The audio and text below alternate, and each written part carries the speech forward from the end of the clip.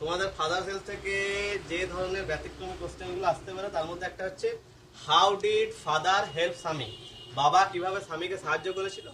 How is the title father self appropriate, মানে father self এই টাইটেলটা কিভাবে যথাযথ। অথবা এই প্রশ্নটাই আরেক রকম ভাবে আসতে পারে what does the title father self suggest, মানে ফাদার সেলফ এই টাইটেলটা বা এই নামটা দিয়ে কি বোঝানো হচ্ছে।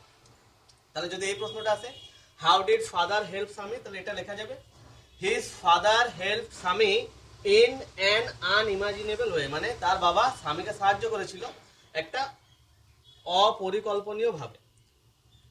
হি অ্যাকচুয়ালি হেল্প স্বামী, তিনি স্বামীকে সাহায্য করেছিলেন two awaken his moral traits, তার মধ্যে যে নৈতিক দিকগুলি ছিল সেগুলি জাগাতে তিনি তাকে সাহায্য করেছিলেন। অ্যান্ড এবং অ্যাট দ্য এন্ড, একদম শেষে, হি আন্ডারস্টুড, সে বুঝতে পেরেছিল, হি বলতে স্বামী, his mistake and was completely transfer, মানে গল্পের একদম শেষে স্বামী নিজের ভুলটা বুঝতে পেরেছিল এবং সে সম্পূর্ণভাবে পরিবর্তিত হয়েছিল। তাহলে এভাবেই স্বামীর বাবা স্বামীকে সাহায্য করেছিল। এবং এই প্রশ্নটা যদি আসে how is the title father self appropriate, তাহলে এটা লেখার পর তোমরা এখানে লিখবে দিস ওয়ে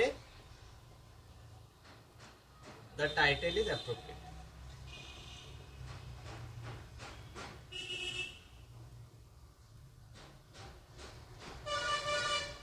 যদি এটা আসে what does the title father self suggest, তখন তোমাদেরকে শুরুতে একটা লাইন অ্যাড করতে হবে, the title father self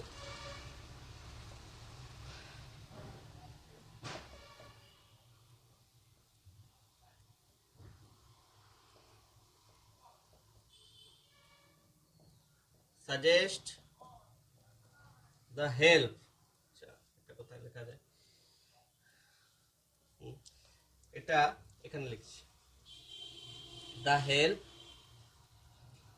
that স্বামী গট ফ্রম হিজ ফাদার।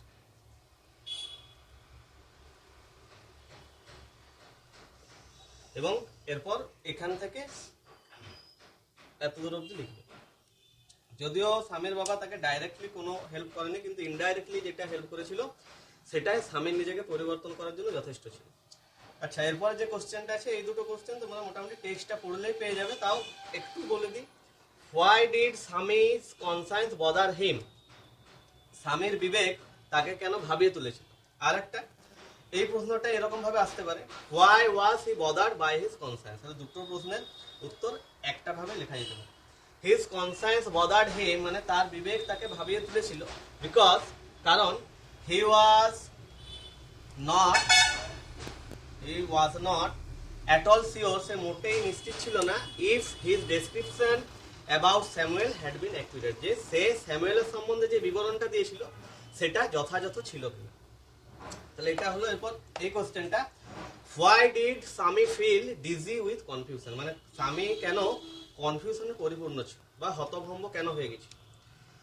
স্বামী ফেল, যেহেতু এখানে ডিড আছে পাস্ট টেন্স, তাই ফিলটা হয়ে গেল ফেল, তাহলে স্বামী ফেল ডিজি উইথ কনফিউশন, তাহলে স্বামী কনফিউশনে পরিপূর্ণ হয়েছিল, বিকজ কারণ হি কুড নট ডিসাইড, সে এটা স্থির করতে পারেনি, if Samuel really deserve the allegations made against him, যে স্যামুয়েলের বিরুদ্ধে সে যে সমস্ত অভিযোগগুলো দিয়েছিল সেগুলো আদৌ যথাযথ ছিল কিনা।